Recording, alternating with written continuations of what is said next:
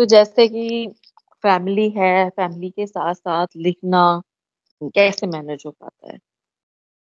मैंने कहा ना एक लंबा गैप हुआ। मतलब मैं पिछले 22 साल से लिख रही हूँ। Beginning was wonderful, beautiful. मेरी पहली किताब 2003 में पब्लिश हुई थी। कंसेक्यूटिवली हमने उसका दूसरा एडिशन भी निकाला था और अगर आप कैलेंडर से कैलकुलेट करेंगे तो it was a huge gap of 20 years to get a book published. First and हुँ। The third and the first, second and the third one. मेरी शादी को 20 साल होने जा रहे हैं, तो आप समझ सकते हैं कि गृहस्थ जीवन का चक्का भी बहुत लंबा चला है और स्ट्रगल्स भी रहे बहुत ज़्यादा।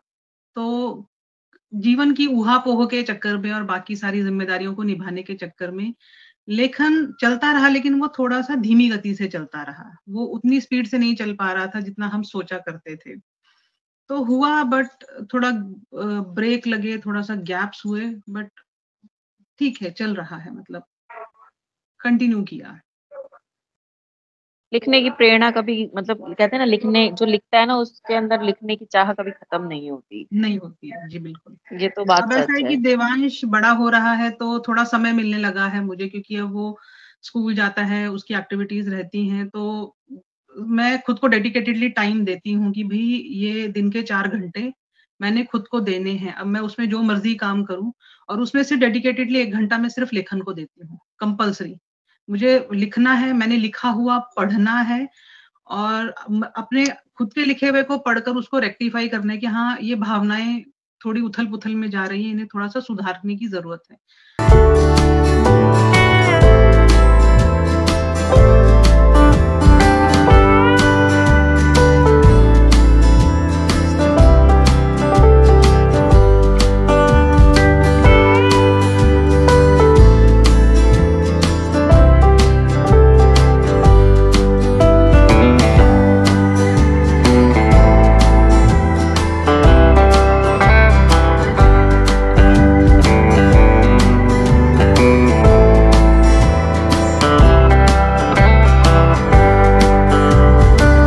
स्वागत है आप सभी का। मैं निकिता पहूजा आपके सामने प्रस्तुत हूँ। हमारी एक नई बुक लॉन्च हुई है जिसका नाम है अनप्रेसिडेंटेड वॉइस जिसकी लेखिका हैं this is Vipin B Kamble ji. बहुत-बहुत बधाई हो आपको मैम। आपकी बुक लॉन्च हुई है तो सबसे पहले मैं आपसे यही पूछना चाहूँगी कि कैसा लग रहा है आपको आपकी बुक लॉन्चिंग पे? Thank you so much ma'am for inviting और बुक पब्लिश होना अपने आप में एक बहुत खूबसूरत फीलिंग है। बहुत जी। अच्छा फ़ील हो रहा है। जर्नी बहुत साल पहले शुरू हुई थी बट रुकी हुई थी क्योंकि पब्लिशिंग हो नहीं पा रही थी। But fortunately it was expected and destined to happen with you and the family, so it happened। और big thank you to Ayush कि he came up with the idea कि चलो पब्लिश करते हैं और out of hundred thousands of obstacles and problems finally we sail through and it's published now, so thank you to the Payush poetry team, thank you to you and Ayush also। Ayush, thank you so much। बहुत-बहुत शुक्रिया ma'am. तो मैं ये जानना चाहूँगी कि आपकी ये जो अ, बुक है, तो वो किस चीज़ से रिलेटेड है? क्या इसमें आप जैसे ले जो भी पढ़ेगा, उसको क्या इसमें मिलेगा और क्या सीखने को मिलेगा? टाइटल जो हमने रखा था अनप्रेसिडेंटेड वॉइस, कुछ भावनाएँ हैं, कुछ विचार हैं, कुछ आवाज़ें हैं जो हम रोज़मर्रा की लाइफ़ में ना बोलना पसंद करते हैं क्योंकि हुँ, हिम्मत नहीं है और सुनना हुँ, बिल्कुल नहीं पसंद करते हैं क्योंकि हिम्मत नहीं है, क्योंकि कड़वे नहीं है। सच हैं और कुछ चीज़ें ऐसी होती हैं जो थोड़ी-सी कर्कश सुनाई देती हैं क्योंकि वो सत्य के बहुत ज़्यादा करीब होती हैं। तो हुँ, मैं जो हुँ। भी कुछ अपनी लाइफ में ऑब्जर्व करती हूँ, I am kind of a silent observer. मैं आपके साथ बैठी हूँ, आपको लगेगा पता नहीं कहाँ गुम है, but I am observing all of you. और जो मेरा हुँ, लेने लायक एक हिस्सा होगा उस पूरी बातचीत या उस पूरे के पूरे माहौल में से, वो मैं ले लूँगी और फिर वो लेखन के रूप में, कविता के रूप में या किसी भी छोटे से कोट के रूप में वो आपको दिखाई देगा। अनप्रेसिडेंटेड वॉइस कलेक्शन है कोट्स का। learnings from life हैं, different aspects। It can be love, it can be life, it can be time, loneliness, sadness, happiness, your friendships, your you have faced the traitorship also in your life. So अलग-अलग आयाम के विषय में बात की है। It's a collection of more than 150 quotes, कुछ हिंदी में लिखे गए हैं, कुछ अंग्रेजी में लिखे गए हैं। जीवन से संबंधित विषयों के बारे में ही 2, 4, 6, 8, 10 जिस प्रकार से भावनाएँ चलती रहीं, उस प्रकार से हुँ। मैंने लिखकर अभिव्यक्ति की है अपने विचारों की। तो आवाज़ है जो नहीं गूंजी, तो उसे बस बोलने के लिए मजबूर किया है किताब के द्वारा। बस ऐसा ही थोड़ा-सा कुछ है अनप्रेसिडेंटेड वॉइस में। तो आपके जो किताब है, जो बुक है, वो उस बात को सार्थक करती है कि सत्य कड़वा होता है जी, और बिल्कुल। सुनने में चुभता है। तो जी। आशा करूँगी कि शायद हम जब इसे पढ़ेंगे तो आपकी ये जो पंक्ति है, उसे महसूस कर पाएँगे कि वाक़ई में कि सत्य हमेशा कड़वा ही होता है और सुनने में कर्कश लगता है। तो हाँ, जीवन से जुड़े हुए हैं तो जब आप पढ़ेंगे तो शायद आप महसूस करेंगे, अरे ये तो इसने मेरे बारे में ही लिख दिया। क्योंकि कभी ना हुँ, कभी हम मनुष्य हैं तो कभी ना कभी हम उस परिस्थिति से गुज़रे हो सकते हैं। अनुभव चाहे सकारात्मक रहे, चाहे नकारात्मक रहे, अनुभव अनुभव रहता है। हुँ, तो हुँ। मुझे ऐसा फ़ील होता है कि जब पाठक उस चीज़ को पढ़ना शुरू करेंगे, पेज दर पेज जैसे वो पलटते जाएँगे, वो कनेक्टेड फ़ील करेंगे कि अच्छा ये तो आम ज़िंदगी से संबंधित बात लिखी है और कहीं न कहीं किसी दशक में, किसी समय अंतराल में वो चीज़ हमारे साथ भी घट चुकी है। ओके। तो कैसे आपको प्रेरणा मिली लिखने की और इसमें जो आपने लिखा है और सत्य कहते हैं ना कि सत्य, तो उसको लिखने की प्रेरणा आपको कहाँ से मिली? सत्य कहना भी मुश्किल है, लिखना भी मुश्किल है। तो वो प्रेरणा आपके अंदर किसने दी या कहते हैं ना कि कोई एक इंस्पिरेशन जिसे कहते हैं, वो कौन बना आपकी ज़िंदगी में? एज़ सच कोई ख़ास इंस्पिरेशनल इंसिडेंस हुआ नहीं, बस कहते हैं ना कि मनुष्य ठोकरों से सीखता है और जो भी अनुभव रहते हैं इंसान के उसे सिखा जाते हैं। जी। तो कुछ अनुभव ऐसे रहे ज़िंदगी के कि मुझे ऐसा लगा कि चलो एक्सपीरियंस आ जाता है, बट वो मैं एक विचारधारा को फ़ॉलो करती हूँ कि ज़रूरी नहीं है कि मैंने ही वो चीज़ भोगनी है और फिर मैंने वो अनुभव लेना है। हुँ, मैं इस चीज़ को मानती हूँ कि यदि आपके आस-पास कोई ऐसा घटनाक्रम चल रहा है, अगर वो कुछ गलत होने वाला है या गलत हो रहा है, तो वो व्यक्ति विशेष या आम समाज के सामने ज़रूर लाना चाहिए ताकि वो दूसरा व्यक्ति गड्ढे में गिरे उसके पहले उसे उस विषय का आभास होना चाहिए कि अच्छा अगर मैं गलती करने जा रहा हूँ, तो शायद मेरे साथ कुछ गलत हो सकता है। तो हुँ। ऐसा ही कुछ रहा जीवन में आस-पास के लोगों को देखना, जीवन के अनुभवों को देखना, तो मुझे ऐसा लगा कि क्यों ना लिखना शुरू किया जाए दोबारा से। लिख रहे हैं, पिछले 22 साल से लिख रहे हैं, लेकिन फिर परिवार है, ज़िम्मेदारियाँ हैं, सबको पता है कि महिलाओं के साथ कहीं न कहीं थोड़ा-सा एक ब्रेक का समय आ जाता है। तो कुछ बिल्कुल। समय ब्रेक रहा, फिर मेरे बेटे के होने के बाद थोड़ा-सा मुझे ऐसा मोटिवेशन फ़ील हुआ कि चलो भई, ये एक आखिरी ज़िम्मेदारी थी, जो नहीं पूरी कर पाई थी मैंने, तो ये पूरी हो गई है। तो फिर दोबारा से जर्नी 2018 के बाद शुरू हुई। तो unprecedented voice is a collection of 5 years of experiences which I learned from my life. Wow! वाक़ई में बहुत अच्छा लग रहा है सुनने में। तो मैं भी ये भी जानना चाहूँगी कि आपकी ऐसी कौन-कौन सी हॉबीज़ हैं, जो आपको खुश करती हैं ज़िंदगी में? आई थिंक लेखन ही होगा या कोई और? Writing is passion for me. मतलब मैं अगर रात को लिख ना लूँ, तो सोती नहीं हूँ। तो कभी-कभी लोगों को सरप्राइज़िंग फ़ील होता है कि रात को 2 बजे पोस्ट डाल रही। मैंने कहा लिख कर हो गया, मन की शांति हो गई, हाँ, तो अब सही आप पढ़ें बैठकर। तो लिखना is the superior most passion which I follow. Other than that मुझे स्केचिंग का, पेंटिंग का बहुत शौक है। मेरा ना इंस्टाग्राम का जो हैंडल है it is poetic essence with colours. कविताएँ हैं जो रंगों में भरी हुई चलती हैं।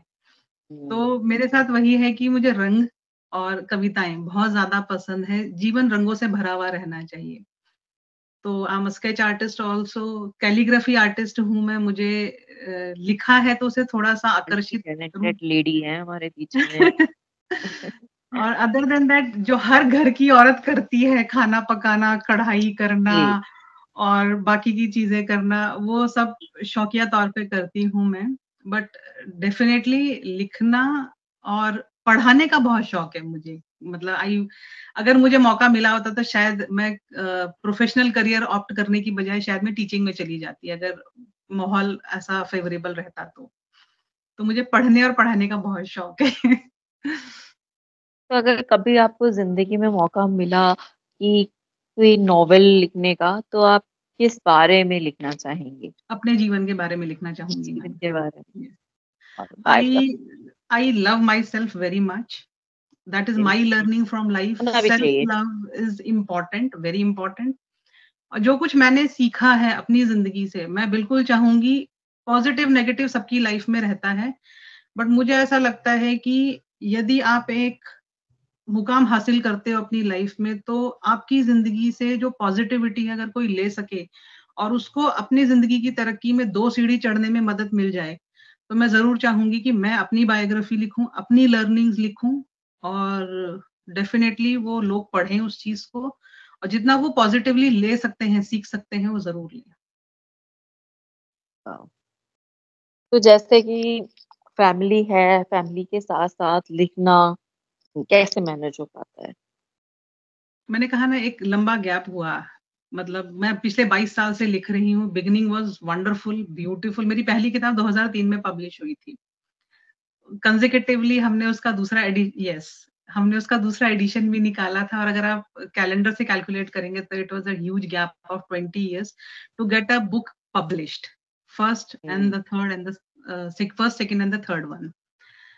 मेरी शादी को 20 साल होने जा रहे हैं, तो आप समझ सकते हैं कि गृहस्थ जीवन का चक्का भी बहुत लंबा चला है और स्ट्रगल्स भी रहे बहुत ज़्यादा। तो जीवन की ऊहा-पोह के चक्कर में और बाकी सारी ज़िम्मेदारियों को निभाने के चक्कर में लेखन चलता रहा, लेकिन वो थोड़ा-सा धीमी गति से चलता रहा। वो उतनी स्पीड से नहीं चल पा रहा था जितना हम सोचा करते थे। तो हुआ, बट थोड़ा ब्रेक लगे, थोड़ा-सा गैप्स हुए, बट ठीक है, चल रहा है, मतलब कंटिन्यू किया। लिखने की प्रेरणा कभी मतलब कहते हैं ना लिखने जो लिखता है ना उसके अंदर लिखने की चाह कभी खत्म नहीं होती। नहीं होती है। जी, बिल्कुल। ये तो बात अब ऐसा सच है है। कि देवांश बड़ा हो रहा है तो थोड़ा समय मिलने लगा है मुझे, क्योंकि अब वो स्कूल जाता है, उसकी एक्टिविटीज़ रहती हैं, तो मैं खुद को डेडिकेटेडली टाइम देती हूँ कि भई ये दिन के 4 घंटे मैंने खुद को देने हैं। अब मैं उसमें जो मर्ज़ी काम करूँ और उसमें से डेडिकेटेडली 1 घंटा मैं सिर्फ़ लेखन को देती हूँ, कंपल्सरी। मुझे लिखना है, मैंने लिखा हुआ पढ़ना है और अपने खुद के लिखे हुए को पढ़कर उसको रेक्टिफ़ाई करना है कि हाँ, ये भावनाएँ थोड़ी उथल-पुथल में जा रही हैं, इन्हें थोड़ा-सा सुधारने की ज़रूरत है।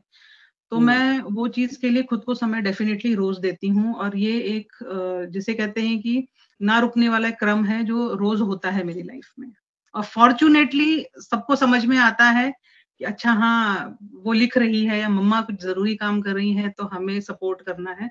तो उस समय मुझे उतना समय दिया जाता है। तो for that I am fortunate enough कि विकास आल्सो हैज़ राइटिंग स्किल्स, वो अच्छा लिखते हैं और उनका सपोर्ट रहा ही है तभी ये जर्नी दोबारा कंटिन्यू हो पाई है और हम पब्लिकेशन के साथ स्टैंड कर रहे हैं because he supported definitely very well.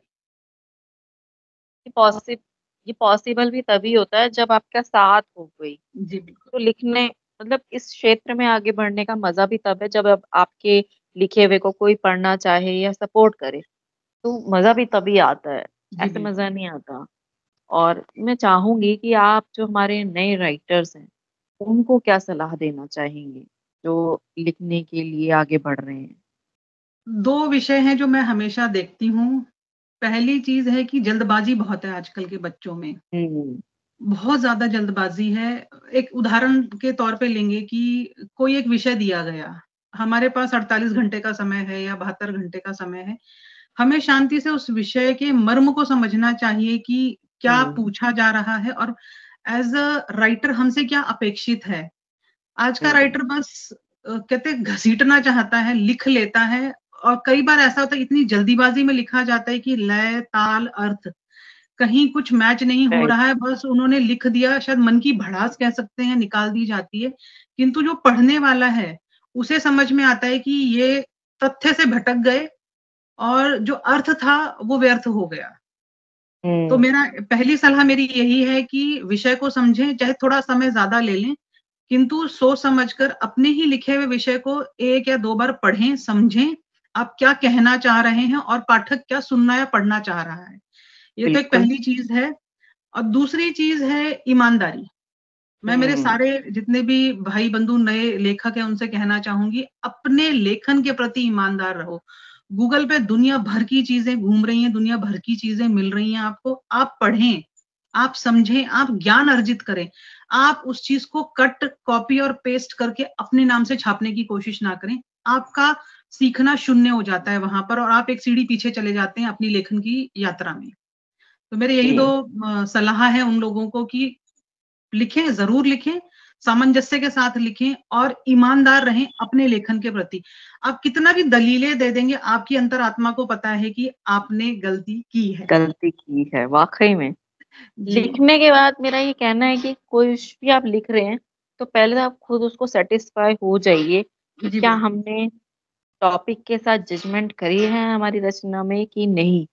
कुछ शब्द हैं, कुछ व्याकरण है, तो वो आपने ठीक से प्रस्तुत किए हैं अपनी रचना में या नहीं, ये भी मेन चीज़ होती है। हाँ जी, तो बिल्कुल। बहुत अच्छा लगा आपसे आज मुलाकात करके जी, और बहुत-बहुत बधाई हो आपको आपकी फिर से थैंक मैं यू बधाई सो देना मच। चाहूँगी आपकी किताब जो लॉन्च हुई है। तो दर्शकों प्लीज़ इनकी बुक खरीदिए, पढ़िए, सत्य को जाँचिए और वो जो कर्कश आवाज़ जो कभी सुनने को नहीं मिलती उसे महसूस करिए। तो इसी के साथ आपसे विदा लेना चाहूँगी। बहुत-बहुत शुक्रिया। निकेता जी, बहुत-बहुत धन्यवाद आप लोगों का बुलाने के लिए। Thank you so much. शुक्रिया मैम।